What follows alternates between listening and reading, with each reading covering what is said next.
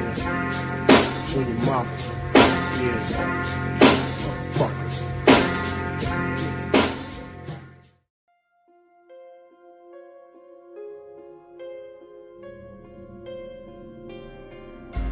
Ever listen to Kid Cudi while watching The Exorcist?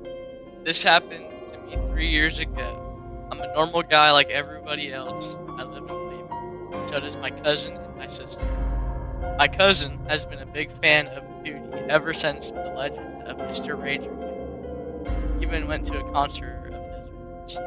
My sister, not as much. She was a rap and hip hop fan, but always found Kid Cudi to be too depressing for her. Another thing, she's one of those kinds of people who lose their shit at horror movies.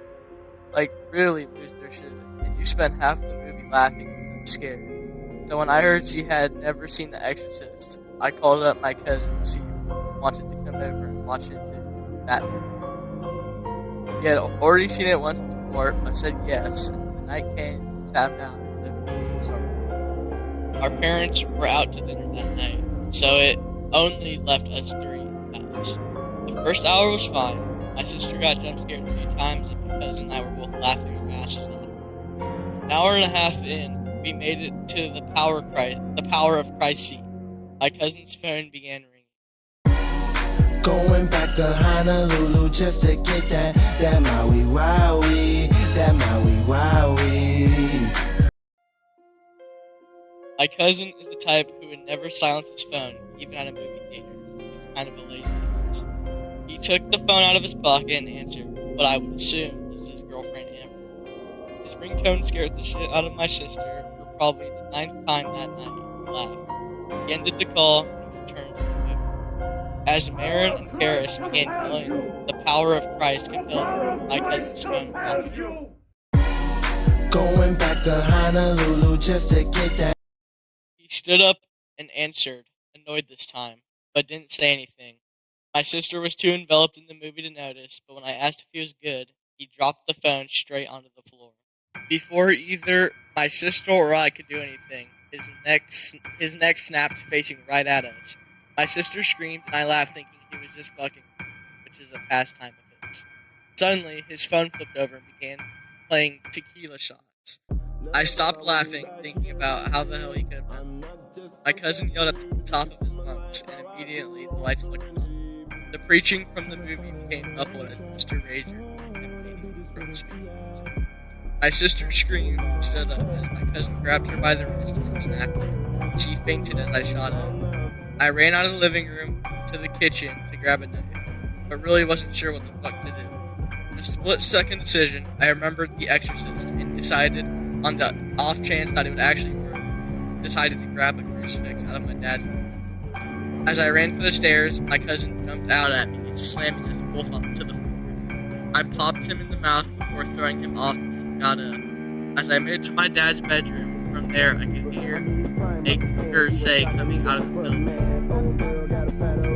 I grabbed the cross from his drawer with my left hand and felt the knife with the right. The light downstairs were off now, and I felt my way down the stairs.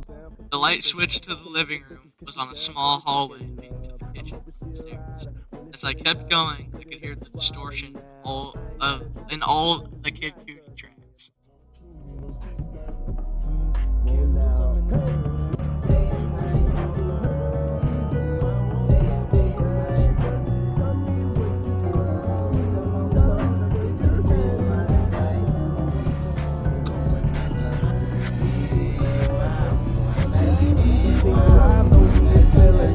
I was about pissing myself until I realized I was at the end of the stairs and felt real light.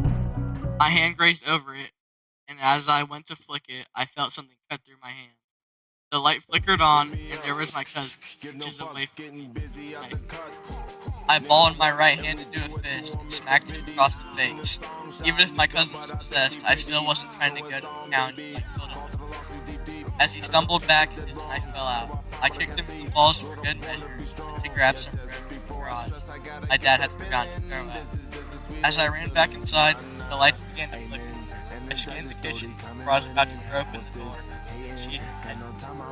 Over the sounds of the Kid Cudi, I could barely even think about what I threw open the door anyway and ran past the kitchen to see my cousin floating in the living room. I threw up the cross, imitating the movie that was over now.